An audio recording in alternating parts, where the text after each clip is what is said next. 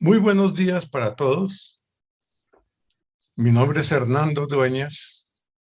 Soy el vicepresidente de la Academia de Geografía y voy a dirigir esta reunión por ausencia de nuestro presidente, el coronel Bahamón. Le damos una bienvenida a Philippe Zenut Correa, quien va a ser el conferencista del día de hoy. Philippe es geógrafo egresado de la Universidad Nacional de Colombia, magíster en Medio Ambiente y Desarrollo de la Universidad Nacional, docente e investigador del programa de Geografía de la Facultad de Ciencias Sociales y Humanas de la Universidad Externada de Colombia, integrante del área de investigación de procesos sociales, territorio, medio ambiente del Centro de Investigación en Dinámica Social de la Universidad Externada de Colombia, y tiene gran experiencia en el estudio sobre agua, el medio ambiente, cartografía y configuración de territorio.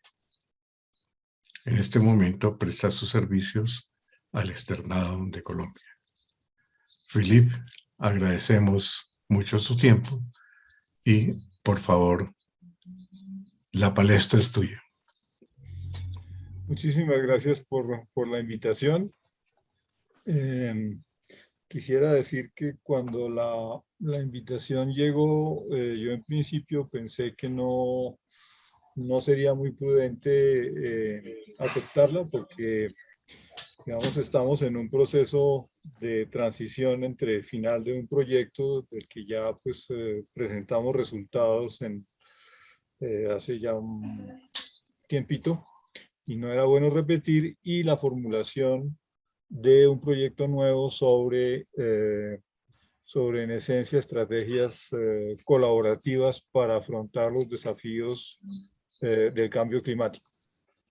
Ese es un proceso incipiente y lo que voy a presentar hoy son simplemente algunas reflexiones del proceso de tratar de armarse este proyecto, y reflexiones que tienen que ver mucho con materiales vistos durante la pandemia, esencialmente en forma de videos, pero pues creo que descubrimos una experiencia muy interesante y me pareció que de pronto podría ser razonable presentarla hoy. Entonces voy a compartir mi pantalla y comenzar. Muy bien, bueno, pues esta experiencia de la que quiero hablarles hoy es una experiencia francesa que involucra a muchos actores. Digamos que la figura más visible es Jean-Marc Jancovici, que es un ingeniero egresado de la Escuela Politécnica, que ha trabajado mucho tiempo, en principio, en la elaboración de balances carbono, y luego él pues empezó a trabajar de una manera más amplia sobre el problema de las implicaciones del cambio climático y cómo poder responder a esos desafíos. Entonces, eso lo llevó a crear una empresa de consultoría que se llama Carbono 4, y luego un grupo de reflexión que se llama el Shift Project, en donde ya los objetivos son mucho más amplios. El contexto general, pues es un poquito cómo es el panorama que plantea el cambio climático. Hay una serie de preguntas que estamos viendo aquí, preguntas que todos nos hemos planteado.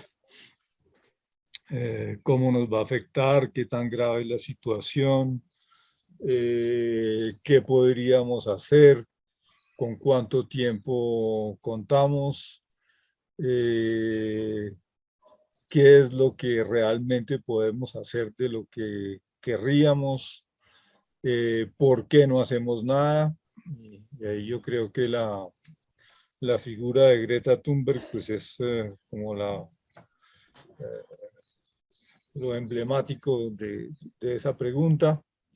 Y bien entendido el gran problema de cuánto va a costar eso y cuál es el balance entre el costo de las acciones y el costo de no hacer nada. Entonces, son preguntas todas complejas y tal vez la interacción entre esas preguntas es aún más compleja.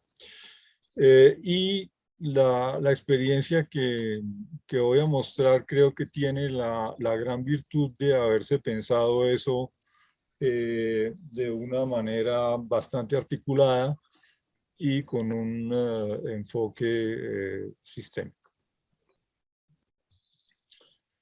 En esencia, el ámbito de reflexión general, pues es ver qué relaciones existen entre el clima y el cambio climático, la sociedad y la energía.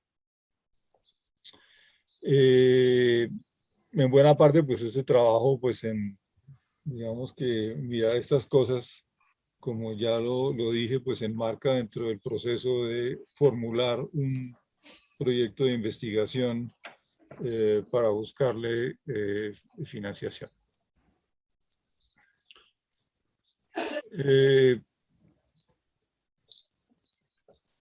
Una notica breve sobre nuestro personaje principal. Es un ingeniero francés, nació en febrero del 62. Es un ingeniero graduado de la Escuela Politécnica. Entonces, normalmente la trayectoria para llegar ahí es que la gente después de bachillerato hace 2 años de escuela preparatoria, donde hacen en esencia el ciclo básico de física y matemáticas de una carrera de ingeniería. Luego presentan un examen de admisión, que es una cosa terriblemente competida. Si pasan, entran a la escuela, hacen 3 años, si no estoy mal, y luego hacen un año final por fuera de la escuela en una universidad generalmente de mucho prestigio que puede estar en Francia o más recientemente en el extranjero. Entonces él escogió la Escuela Superior de Telecomunicaciones, que es algo que normalmente no lo debe llevar a uno a trabajar en temas de energía y cambio climático, pero en el caso de él, eh, la vida como que lo llevó por ahí. Entonces, hoy en día, pues es una persona que tiene varias camisetas puestas. Digamos que lo principal es dirigir la compañía de consultoría que fundó, que se llama Carbon 4, Carbono 4, en donde hace esencialmente pues, balances carbono para empresas, para diversas entidades. Es cofundador del grupo de reflexión The Shift Project, que hizo en 2010, y es docente en la Escuela de Minas de París. Adicionalmente, pues es un conferencista supremamente activo, es miembro de varios consejos científicos y ha publicado bastantes cosas, lo que le ha logrado dar un bastante reconocimiento. Eso se ha traducido en ser miembro de Alto Consejo para el Clima desde 2018, que es una entidad consultiva para el Ministerio del Interior en Francia. Es un invitado habitual de comisiones de investigación parlamentarias sobre diversos temas relacionados con clima y energía. Hay muchos videos de esos que son bastante interesantes y muy distintos de los videos hechos en sus cursos o en ambientes académicos. Entonces, su trayectoria fue un poquito extraña. Trabajando en el sector telecomunicaciones, tuvo que abordar el problema de las ventajas potenciales del teletrabajo, y a partir de ahí llegó más bien al problema de la energía y luego del cambio climático. Entonces, después de esa primera experiencia, él trabajó en el tema de los balances de carbono, esencialmente en parte de diseño metodológico y también ejecución práctica, en una agencia estatal, que es esta agencia para el ambiente y el dominio de la energía, que posteriormente cambió de nombre y hoy en día se llama la Agencia para la Transición Ecológica. Entonces, en paralelo, pues vio que el problema de los balances de carbono pues, es algo que estaba inmerso entre algo mucho más amplio, y pues se dio cuenta de que había una fuerte necesidad de reflexionar, y eso pues necesariamente tenía que ser un proceso colaborativo, dada la amplia diversidad de los temas involucrados, una gran labor también de difusión y de creación de una masa crítica de personas muy conscientes de todo lo que está en juego para poder actuar. Aquí hay algunas de las publicaciones. Entonces hay cosas que arrancaron siendo cosas bastante técnicas. Por ejemplo, cosas sobre petróleo, sobre el efecto invernadero, sobre las perspectivas climáticas. Y luego las más recientes han sido esencialmente mucho más divulgativas y dentro de una perspectiva de llegar a un público cada vez más amplio. Entonces, un primer ejemplo es este libro, El cambio climático explicado a mi hija. Entonces, que estaba muy chica en ese momento. Y más recientemente hay algo que es mucho más novedoso, y es un libro sobre energía y cambio climático en formato de cómic, que es este de aquí que ustedes están viendo abajo. ¿Okay? Dentro de toda la cantidad de información que hay sobre cambio climático, obviamente pues sería imposible hacer mucho énfasis en cuáles son las prioridades.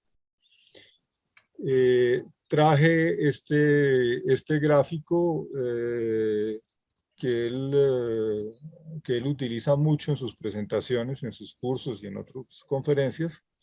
Es un gráfico del informe anterior del IPCC, y es una verdadera película de terror, porque muestra más o menos qué va a pasar entre el aumento de la temperatura y las emisiones acumuladas de equivalente de dióxido de carbono.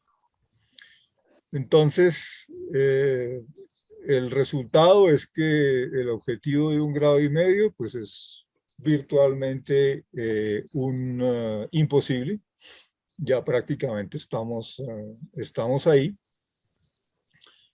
Y si uno quiere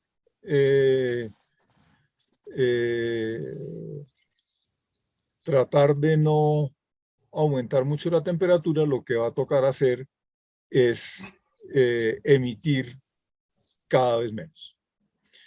Entonces el gráfico se ve un poco complicado porque hay los diferentes escenarios que pues, tienen diferencias importantes.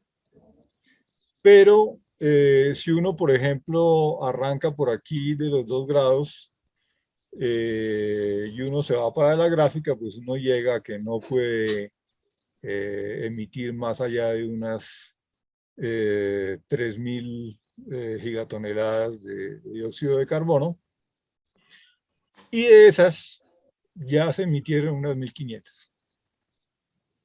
Es decir que si uno quiere quedarse por ahí y no subir a niveles muy peligrosos, lo que va a tocar hacer es que la reducción de emisiones tendrá a ser muy drástica, y en general nuestros hijos y nuestros nietos van a poder emitir solamente más o menos una séptima parte de lo que emitimos nosotros y emitieron nuestros padres. Y como veremos más adelante, pues las consecuencias de tener que emitir mucho menos, pues no van a ser para nada sencillas. Hay una serie de ideas principales que aparecen de manera reiterativa en sus conferencias. Una primera es que la conceptualización tradicional de la economía es falsa. A uno lo que siempre le cuentan es que hay 2 factores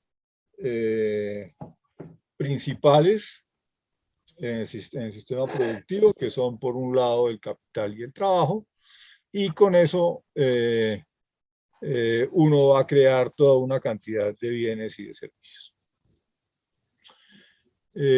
A pesar de que él nunca menciona cosas como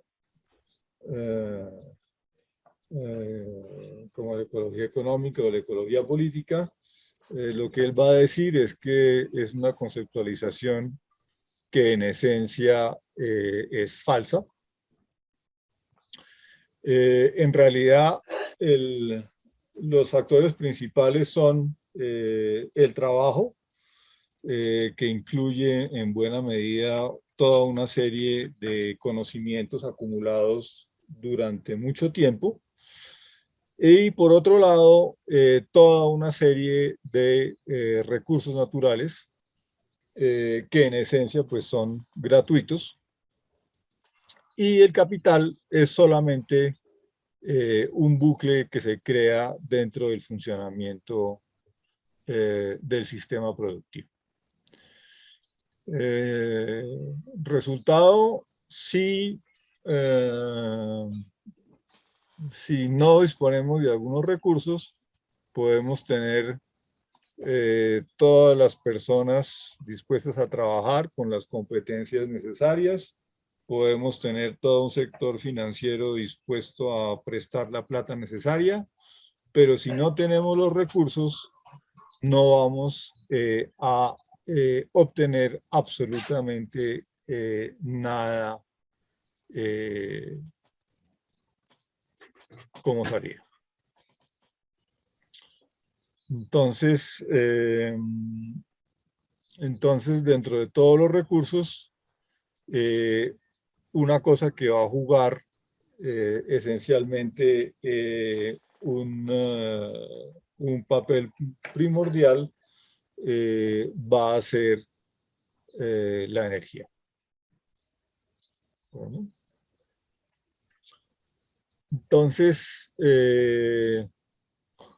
él insiste mucho en que hay una serie de ideas no muy buenas sobre qué es la energía. En general, mucha gente piensa que esencialmente la energía es un costo, es una factura, y aquí vemos un poquito dos consecuencias de qué pasa como cuando la factura aumenta. Aquí están unos famosos chalecos amarillos eh, que protestaron de una manera muy fuerte después de que después de muchos años de tener una política fiscal muy favorable al diésel, en Francia pues decidieron que el asunto no era tan chévere que digamos y cambiaron las reglas fiscales y el precio del diésel aumentó en un momento en el que para mucha gente que vive sobre todo en zonas rurales o en centros poblados muy pequeños, la única alternativa de moverse es en carro y las políticas fiscales favorables al diésel habían hecho que la proporción de vehículos particulares con motor diésel pues fuera dominante. Entonces, resultado a mucha gente que ya estaba con un poder de compra muy deteriorado, se encontraron con un alza que les dio supremamente duro. Y en un contexto mucho más cercano al nuestro, pues por acá tenemos una imagen de las protestas en Santiago, eh, que en buena medida arrancaron con problemas de las tarifas de transporte público. Entonces,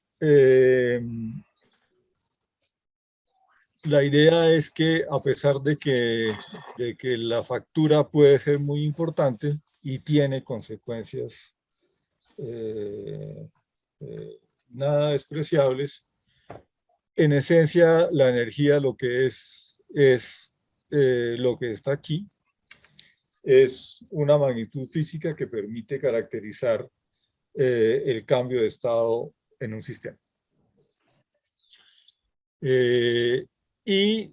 Consecuencia de eso, si uno quiere modificar cosas para producir bienes y servicios, va a tener que utilizar energía y eso es algo inevitable.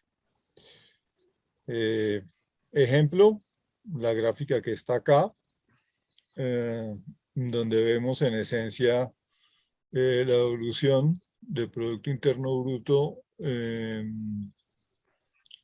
a nivel mundial en dólares constantes. Por otro lado, el consumo de energía. Y pues la cosa tiene un parecido muy fuerte a una recta. Luego, pretender que uno va a tener algún tipo de actividad económica sin energía es un cuento de hadas. ¿De acuerdo?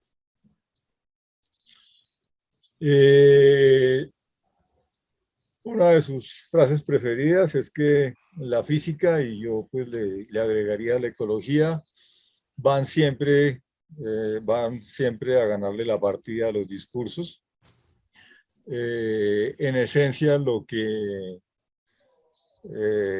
el sistema lo que va a funcionar es según las leyes físicas y esencialmente según las leyes termodinámicas.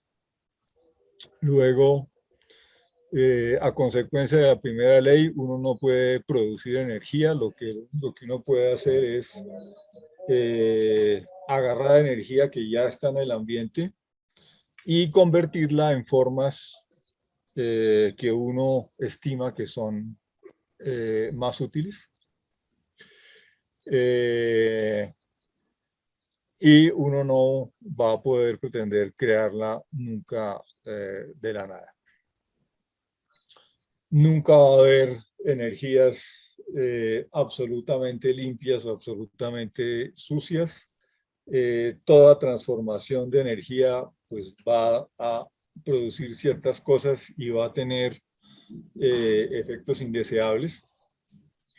Lo que siempre hay que hacer es hacer un balance entre los beneficios y los problemas. Por otro lado, todas las formas de energía son gratuitas. La naturaleza nos provee eso sin que tengamos que pagar un peso. Lo que hay que pagar es esencialmente una remuneración a unas personas que hacen un trabajo o que son las poseedoras de algún recurso para poder extraerlos. Por la segunda ley, lo que a uno le pasa es que, a pesar de que todas las conversiones son posibles, las conversiones que funcionan mucho mejor son las que uno toma una forma más útil de energía y la transforma en algo que es menos útil.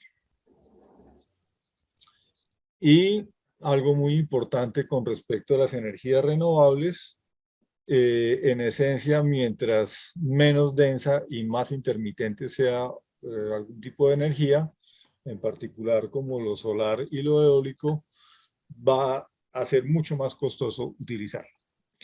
Es una ley física absolutamente inevitable. Una rápida mirada a cómo se distribuyen las fuentes de energía primaria a nivel mundial. Como vemos, pues finalmente si uno suma el carbón, el petróleo y el gas, en esencia pues todos los combustibles fósiles, uno llega rápidamente a un buen 84%. El resto, pues es muy poco. Entre lo nuclear y lo hidroeléctrico, pues uno está apenas por allá en un 1%. Y todo lo demás, y sobre todo las renovables que están muy en boga hoy en día, pues son, en esencia, pues tienen participaciones completamente marginales. Aquí hay una gráfica de la evolución. Y entonces, pues es ver más o menos lo mismo, pero en el tiempo. Por aquí está la biomasa en verde abajo, que pues se ha seguido utilizando, ha disminuido un poco, pero no mucho.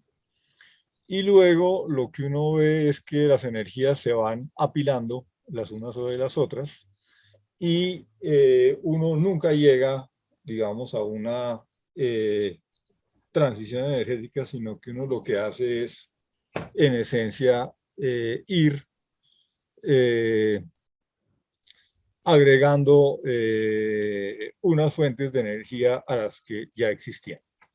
Sí, el carbón no acabó con el uso de la biomasa, el petróleo no acabó con el uso del carbón, el gas no acabó con nada de lo anterior, y por aquí las nuevas renovables que están tan de moda, pues es una parte muy reciente y muy chica. Entonces, obviamente, cuando uno le dicen que hay que reemplazar todo esto asociado a los combustibles fósiles por el pequeño moradito de arriba, pues obviamente uno puede pensar que el asunto no va a ser tan fácil. Una noción que él usa mucho es la de esclavo energético, y es ver un poquito toda la relación que hay entre la energía que consumen las máquinas que trabajan por nosotros actualmente y lo que una persona puede hacer con sus músculos.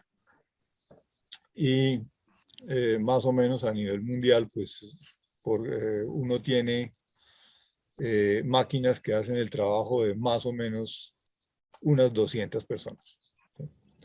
aunque obviamente eso va a cambiar mucho dependiendo del país en donde uno esté. Entonces, gran pregunta, por qué cambiamos de energías renovables muy chéveres al diabólico petróleo y en general a los combustibles fósiles que causan tantos problemas? Entonces, pues debe haber alguna buena razón para que en todos los sectores de actividad pues hayamos hecho eso desde hace un buen siglo y medio de manera masiva. Y aquí vamos a encontrar pues alguna razón, ¿de acuerdo? Aquí están las cuentas de la potencia que puede desarrollar una persona, más o menos unos 100 vatios, ¿de acuerdo? Entonces, suponiendo que una persona use sus piernas, pues va, por ejemplo, en una subida grande, por ejemplo, 2000 metros de desnivel, y haga eso unas 8 horas al día, un día sobre dos, porque va a quedar muy cansado. Esos son más o menos unos 100 kilovatios hora por año. Si uno lo paga al salario mínimo en Francia, pues le va a dar más o menos 200 euros por kilovatio hora. Si usa los brazos, que más o menos van a generar una décima parte de la potencia de las piernas, el asunto va a ser peor y nos vamos a ir a más o menos 2000 euros por kilovatio hora. Si pensamos en los salarios de aquí, pues el asunto va a ser mucho peor. Y en cambio, por acá, si usamos 1 litro de gasolina, el asunto nos va a costar 0,4 euros. Luego, definitivamente, no hay competencia entre el costo del trabajo humano directo y el costo de lo que da una máquina.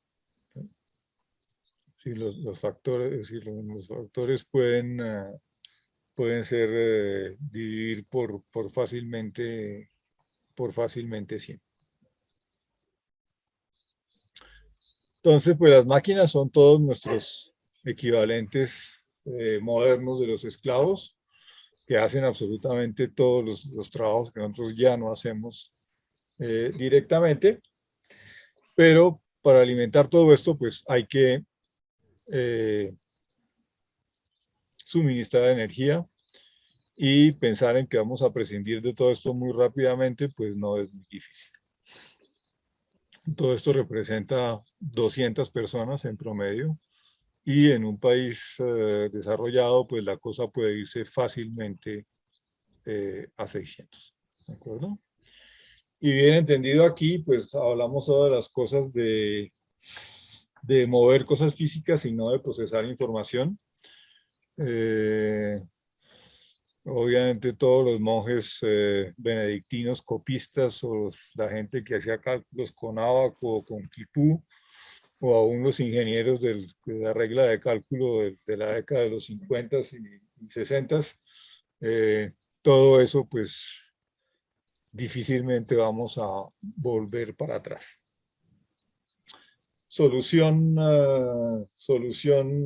propuesta de manera muy común: abandonemos lo fósil y nos vamos a lo renovable, pero hay muchos problemas. La densidad energética es muy bajita, son intermitentes, no siempre hay sol, a veces hay nube, el viento sopla o no sopla, más fuerte, no siempre hay agua. Y si bien las energías pueden ser renovables, las máquinas que las convierten de una forma a otra no lo son. ¿De acuerdo? Y siempre hay que tener en cuenta cuánta energía se gastó para, por ejemplo, fabricar un panel solar o una turbina eólica. Y en otros casos, como la biomasa, por ejemplo, pues la biomasa se renueva, pero siempre y cuando uno no extraiga a un ritmo mayor del de renovación. ¿Vale? Ejemplo rápido de una turbina eólica. Si tenemos una estructura por aquí grande con palas de unos 10 metros, con un muy bien viento de 80 kilómetros por hora, eso equivale solamente a la energía contenida en 3 mililitros de petróleo, ¿sí? Lo que es absolutamente nada. Y si nos vamos al problema de la plata, generar con una turbina eólica va a costar de 6 a 8 centavos sin tener ningún dispositivo de almacenamiento. Es decir, si sopla el viento tenemos energía, si no, pues no tenemos nada. Y si uno le agrega el almacenamiento, por ejemplo, con baterías o con algún otro tipo de sistema, el costo se va a ir de 6 a 8 a algo así entre 25 y 30. ¿De acuerdo? Por el lado de los combustibles fósiles, a los precios actuales, tenemos 0,3. Luego, el problema de la plata muestra que el asunto no es muy fácil. Si uno mira la relación de la energía con otras cosas, pues uno va a encontrar relaciones prácticamente lineales con muchas cosas. Por ejemplo, aquí urbanización en China, más o menos a comienzos de la década del 60, pues la cosa estaba en menos de 20% de población urbana, con una emisión de 1 tonelada de dióxido de carbono por persona. Y hasta 2015 las emisiones se multiplicaron por un factor de 7,5 y el porcentaje de urbanización está por los lados del 55. Muchos dicen, no, pues ya es, toda la parte material no importa mucho, estamos en una economía de servicios, vamos a poder generar valor agregado con muy poca energía. Si uno ve esta gráfica, pues los puntos más bien están orientados a lo largo de algo con pendiente positiva y no negativa, que es lo que debería pasar si tuviéramos una economía realmente desmaterializada. Y en contra de los problemas del precio de la energía, uno puede ver un poco cómo han evolucionado las cosas. Por aquí está el precio de un barril en perspectiva de largo plazo de 1860 a 2018 en dólares constantes desde 2017. Arrancó muy alto, hubo un periodo muy estable y muy bajito hasta el primer shock petrolero del 73. Y luego lo que uno encuentra son oscilaciones terriblemente fuertes. En cambio, por ejemplo, el Producto Interno Bruto en Estados Unidos per cápita se multiplicó por 15 en el mismo periodo, con una tendencia bastante regular, sin ningún tipo de oscilaciones del precio. El resultado, la energía lo que ha hecho es abaratarse esencialmente entre mediados del 19 y el periodo actual, por un factor que puede ser entre 30 y 50. Luego realmente seguimos gozando de una energía muy barata. Si uno mira un poquito la relación, pues uno ve que la relación es muy estrecha. Aquí están los crecimientos entre las tasas de consumo de energía y el Producto Interno Bruto a nivel mundial. La tendencia es a la baja, como se puede ver muy bien aquí, y pues las dos curvas se siguen bastante bien. Entonces uno encuentra pues, momentos interesantes como el primer shock petrolero del 73, el del 79, la crisis de 2018, etcétera. Y aquí pues uno ve una sospechosa coincidencia entre el pico petrolero del petróleo convencional y la crisis financiera de 2018.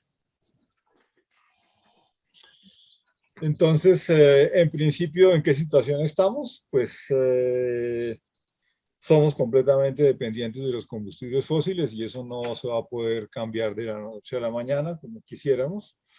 Y en general todos estamos en una especie de sándwich entre, por un lado, el agotamiento de los combustibles fósiles, que él simboliza, lo gusta simbolizar por el carro escoba de la carrera de ciclismo, y por otro lado, todas las consecuencias del cambio climático, ¿de acuerdo?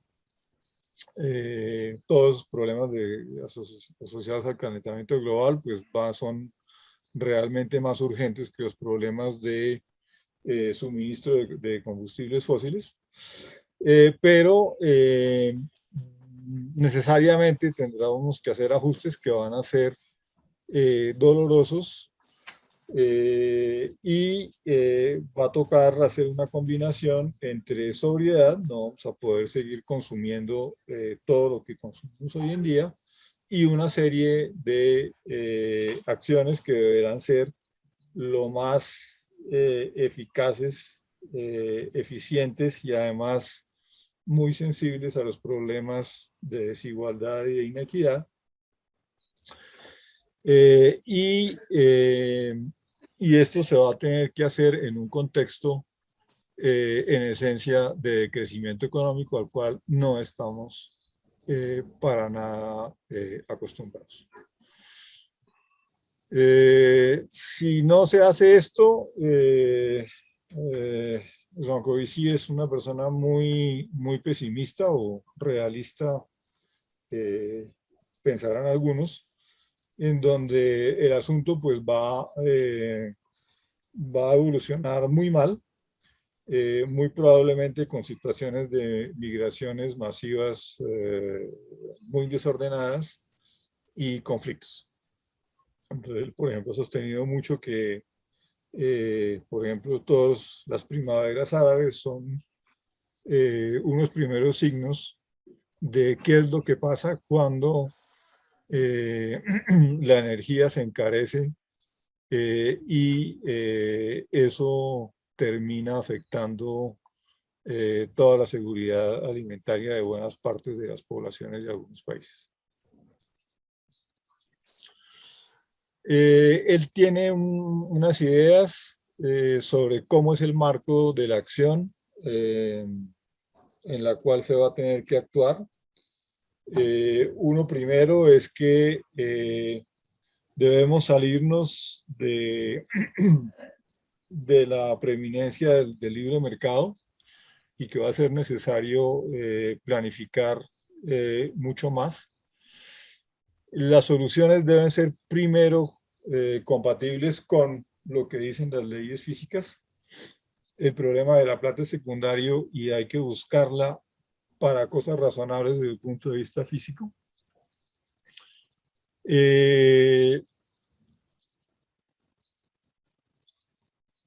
La energía nuclear no va a ser la solución, pero es tal vez lo que tiene el mejor potencial para poder hacer la transición de manera mucho menos brusca, lo que obviamente no le ha ganado, no le ha dejado de generar pues muchos opositores. En esencia, pues él tiene una perspectiva nacionalista y eventualmente europea, en donde, digamos, todo lo que se haga debe hacerse dentro del marco del interés nacional, tratando en esencia de reducir la dependencia de suministros del extranjero, ya sea de materias primas o de bienes terminados, y favoreciendo la generación de empleo nacional y local. Resultado de esto, hay una cantidad de gente que lo detesta, los de izquierda porque pues él no hace una crítica fuerte al capitalismo, los de derecha porque no les gusta nada que le dé un buen papel a la planificación, Los economistas de tendencia dominante, porque obviamente él dice que están completamente equivocados. Muchos de los ecologistas, esencialmente por el problema de su apoyo a la energía nuclear.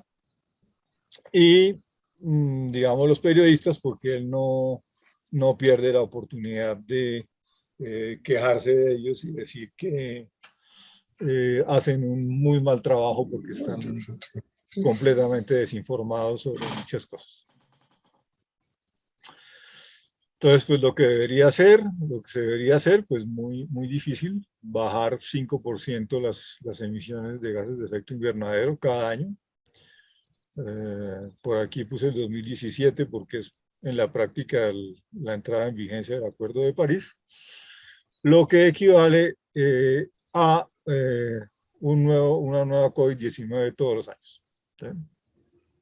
Obviamente uno puede preguntarse qué tan viable va a ser la cosa.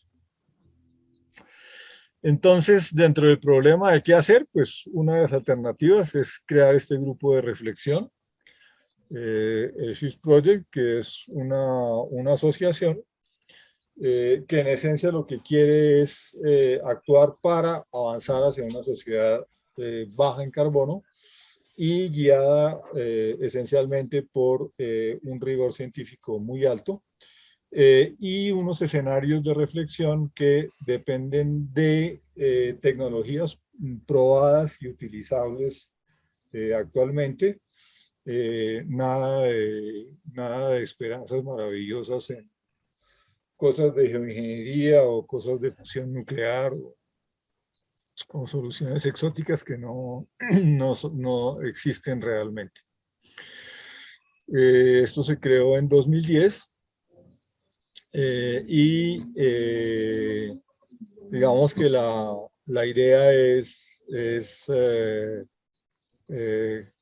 crear información pertinente y lograr influir en el debate sobre la transición energética. Entonces, la idea principal de la estrategia es, mediante propuestas prácticas muy bien documentadas y sustentadas, tratar de convencer a los principales actores económicos, pues así como a los poderes públicos, de que una transición hacia una economía de baja en carbono va a ser beneficiosa en el mediano plazo. Hay una página web, pues la mayor parte de cosas están en francés. Hay una versión en inglés, pero mucho menos completa. La estructura es un grupo de personas relativamente reducido. Y luego hay unos jefes de proyectos y en esencia hay muchísimos voluntarios que forman una asociación, se llama los Shifters, que en esencia van a formarse ellos mismos y debatir sobre todas las alternativas posibles. Apoyan los trabajos de la asociación The Shift Project y hacen esencialmente difusión.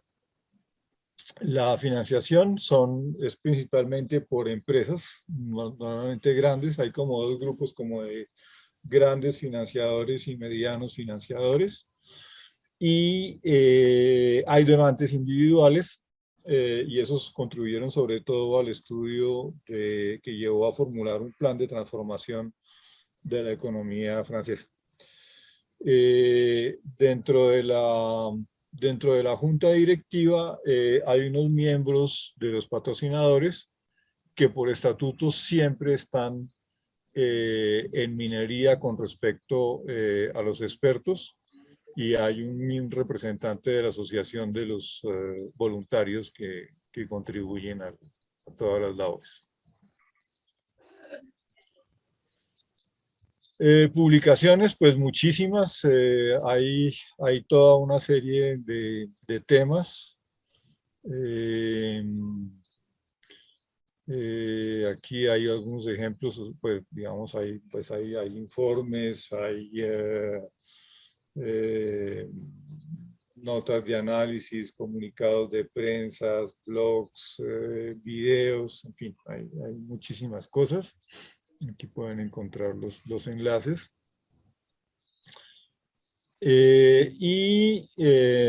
Dentro de todo eso hay una cosa que es un poco como una especie como de punto importante en el trabajo que ya tiene más de 12 años, que es este plan de transformación de la economía francesa, en donde en esencia lo que se hicieron fue mirar la cosa con expertos sectoriales, pero dentro de una visión sistémica, porque evidentemente no tiene ningún sentido pensar en transformar un sector sin tener en cuenta todas las relaciones que existen entre los diferentes sectores.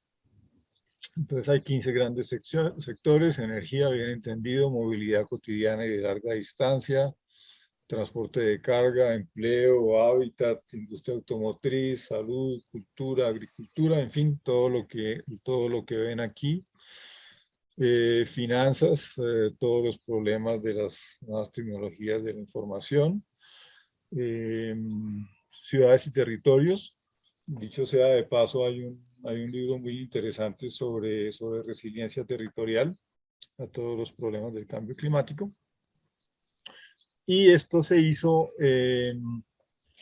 con 40 jefes de proyecto, más de 200 voluntarios y 15.000 personas que contestaron algún tipo de encuesta y 2 años de trabajo.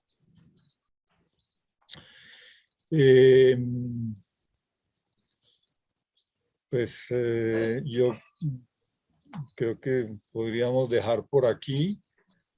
Yo pienso que es una experiencia pues bastante interesante, en donde finalmente pues se combinan diferentes cosas dentro de actividad profesional, dentro de la voluntad de ir más allá del trabajo profesional individual, sino buscar cosas colaborativas y crear grupos que tengan realmente pues la capacidad de influir sobre otros y poder obtener algún tipo de resultado.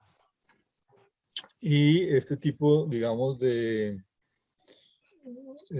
acciones pues tienen otra articulación interesante con la experiencia que se hizo de la Convención Ciudadana por el Clima, en donde escogieron en Francia a 150 personas al azar, las formaron durante 9 meses con expertos, y luego ese grupo hizo unas propuestas que se pasaron al gobierno y que en los puntos gruesos y que tienen más impacto, pues hasta ahora no han sido adoptadas, pero que abren posibilidades interesantes.